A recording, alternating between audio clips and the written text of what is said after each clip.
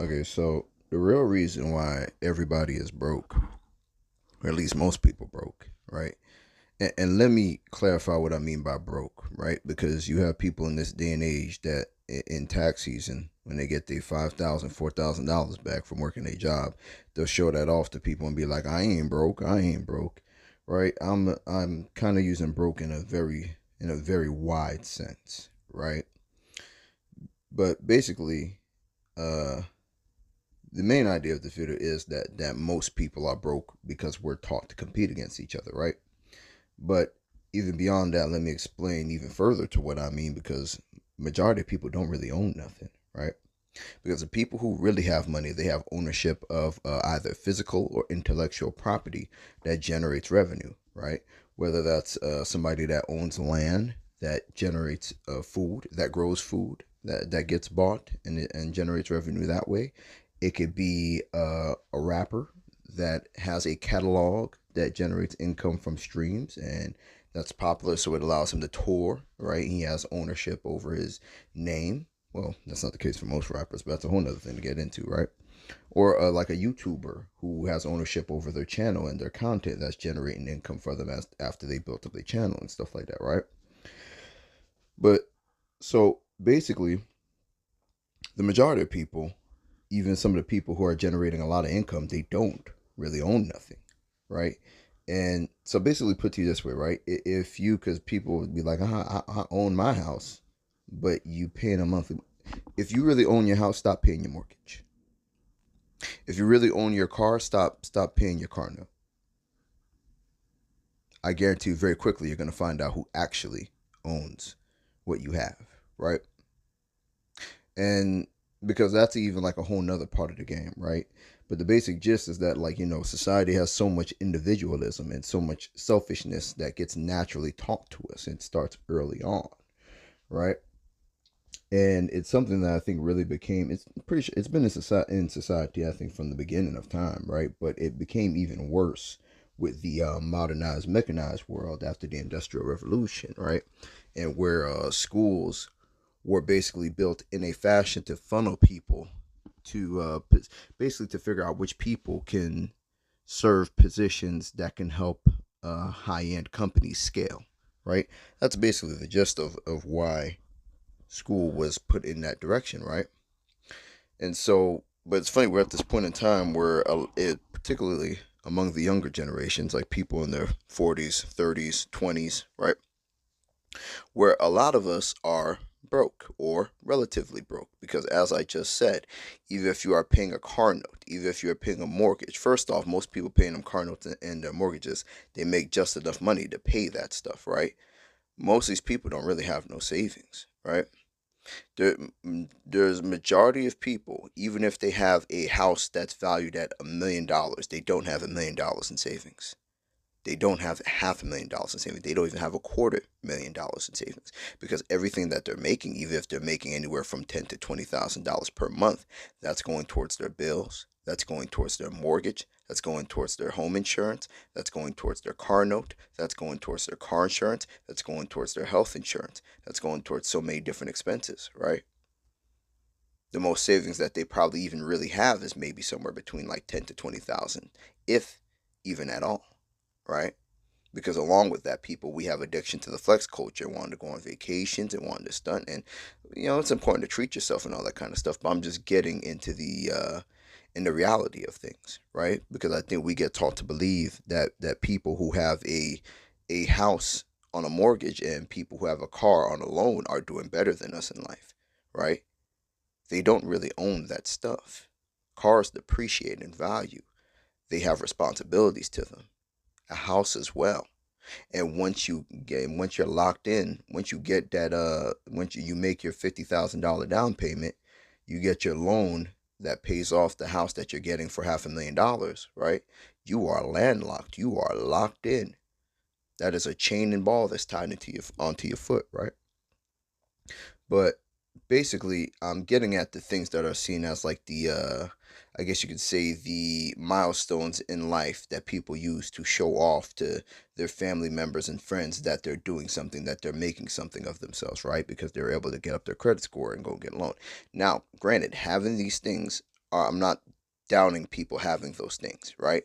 What I'm downing is the attitude behind it, that you're doing something more than the next man because you were able to follow these steps. That's what I'm getting at, right? And so, but among society right now, within society at this point, most people are broke. They're stressed about money, living paycheck to paycheck, right?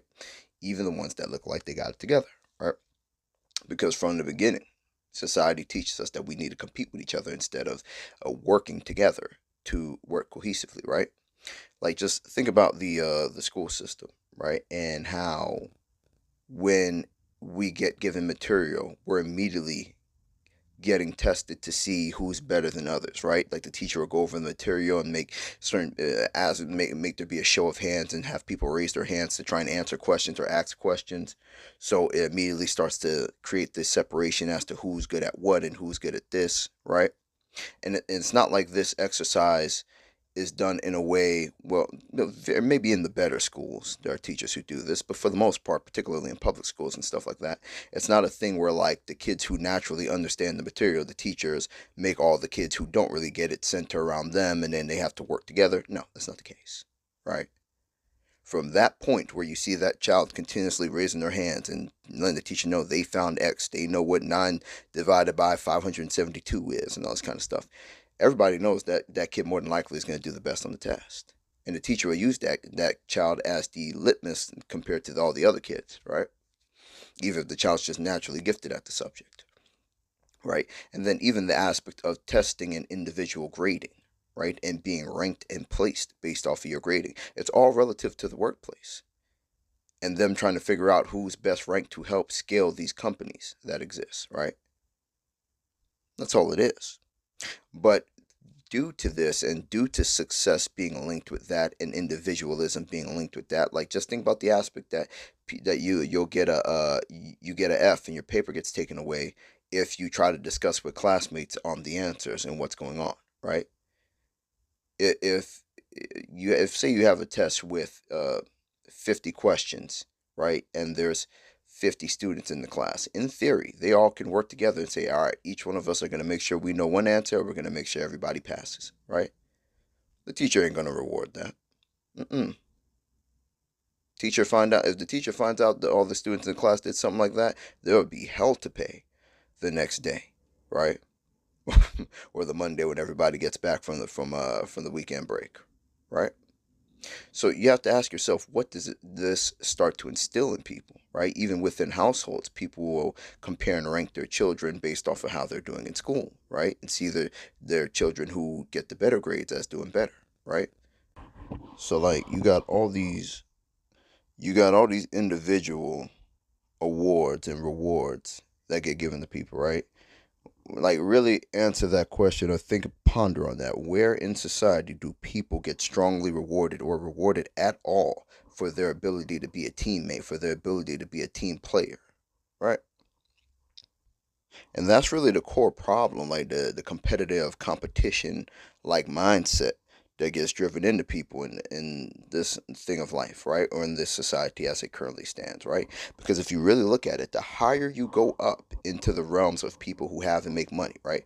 Whether it's musicians, actors, politicians, no matter what you want to name, right? The millionaires and the billionaires, they have teams of people they work with, right? Every single one of them do. Now, you may have some people maybe in the range of, like, making tens of or, $5,000 per month, stuff like that, who do some kind of thing by themselves. But for the most part, 99% of the people who actually have things, they work in and with teams, right? Like, competition, this competitive spirit, it keeps people broke because it keeps families from even being able to work together, right? Like, let's say let's say you have a family where you have like a grandfather and a grandmother, right? And let's say the grandfather and the grandmother had 10 kids, right? In society, and let's say we take it back to the times where people used to have kids like that, like the 1940s to 1960s, right? Where people would have those amount of kids, right? they wouldn't teach their, well, most families, even at that time, they wouldn't teach their 10 kids that they have to work together and that they need to make sure they run business together, right? And that they get into businesses in which they are talented or find ways to like own property together. That's not what they would get taught, right? Now, granted, of course, you can say that people didn't know about those kinds of things back then, that they didn't have Google and all that kind of stuff. But the bottom line that I'm getting at is that this is kind of like where this began at, this kind of mindset, right?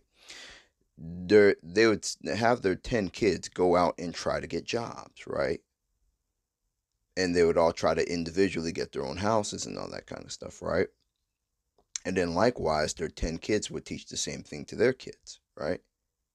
And that's kind of like where we're at now, where instead of people working together with their family members, due to the way how society and school rewards people for their individualism, you have people within their families who are working for strangers, right? And working to build up other companies, working to pay off their mortgage, working to pay off their car loans, right? So that they can go off and show off to their family and say, hey, look at me, I'm special. Look what I done, right?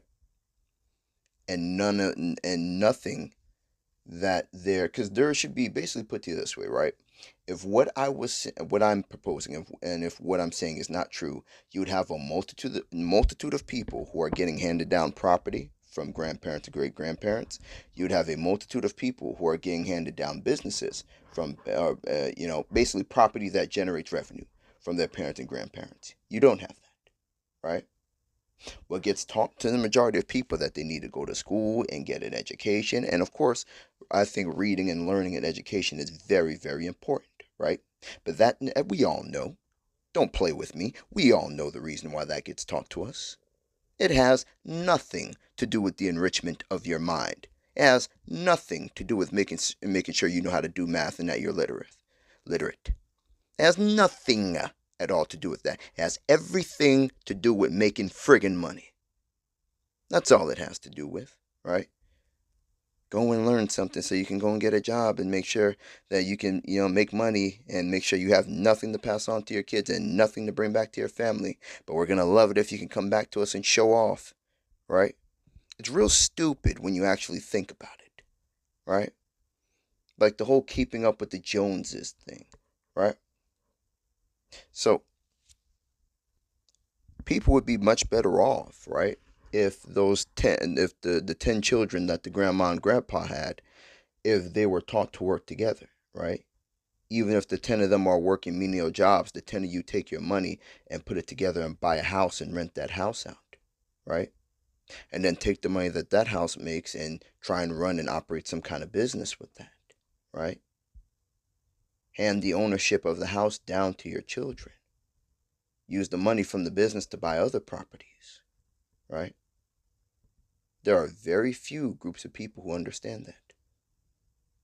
And those groups of people tend to be the people that run things in society, that have the actual pull in society, that understand what things are actually about, right? And understanding that the whole thing of individual success, it's stupid, right? It's stupid.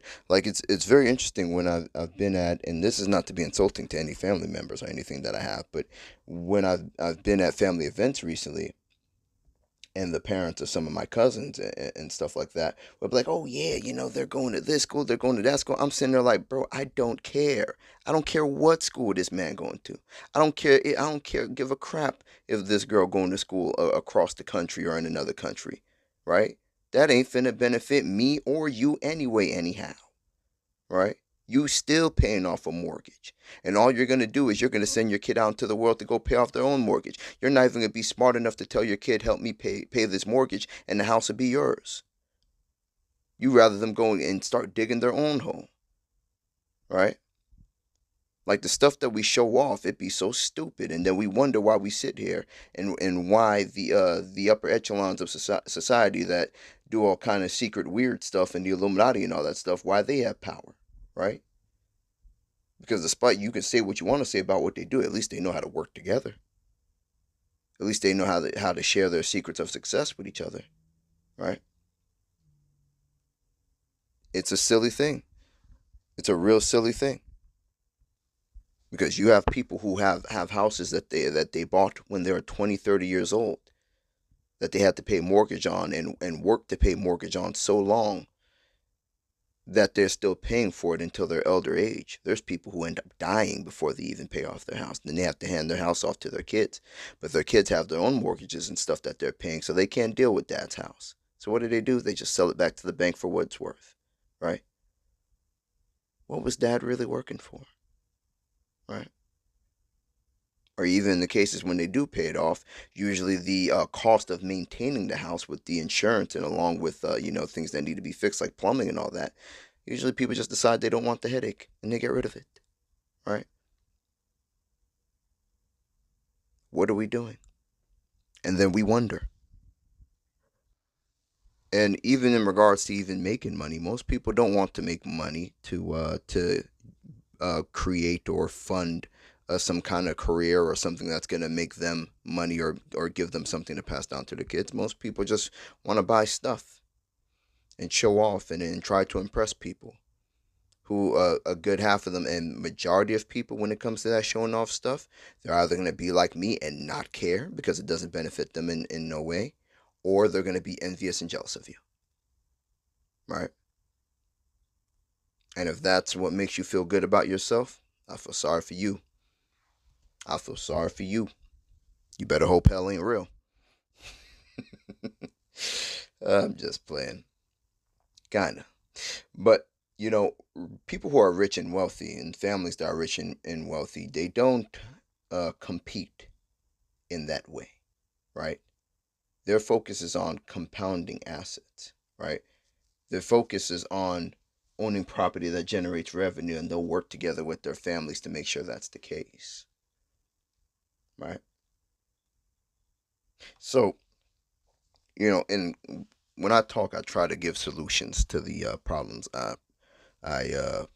put out there, or the things that I point out to be problems. I don't want to be one of those YouTube people who just like to complain, complain, complain, complain, with no solution, right? But I think the solution for what I'm saying is in the things I'm saying in itself, right? Really think about that whole thing. Or let's say if you're a person who's working hard in school so you can go and get a house on a mortgage and get a car on a mortgage, right? I'm not saying not to do that. That's definitely important, right? Definitely, definitely, right? But doing that with the idea of that's going to complete you or that makes you valuable, it's silliness, right? You can very well lose that house. You can very well lose that car, right? The thing that you should be trying to do is focus on your talents and skills and see how you can apply that to enriching your family, or your friend group, whatever you call family, right? Even if you have a what Vin Diesel, from what's his name, Dom Toretto. Even if you have his kind of family, right? Your work should still be, or your focus should be in that regards, right?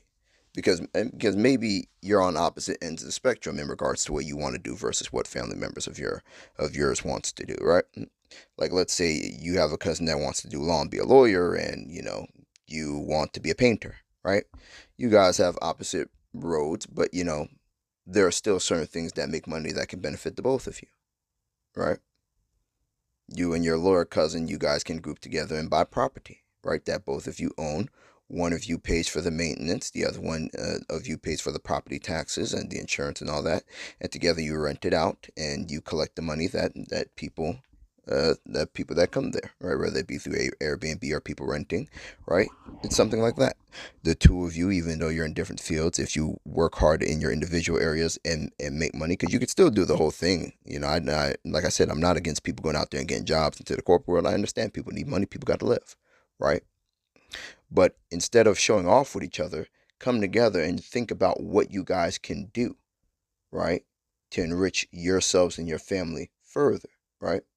Because let's say if you have uh, four cousins who come together and they buy 10 10 McDonald's, right? They buy 10 McDonald's together. That's something that they can hand down the joint ownership of to their children, right? And even almost run it in a fashion where each cousin gets replaced by the child of their choice, whatever child they feel like can run it best. and make sure you pass on to your children the importance of growing and expanding that, and growing and expanding the business portfolio. And who knows, maybe by the time it gets down to the grandchildren of those cousins, maybe the portfolio will be worth, half $1 billion, 500 million, right? And they can sell that off, and then they can all go and do something else with that and grow, right?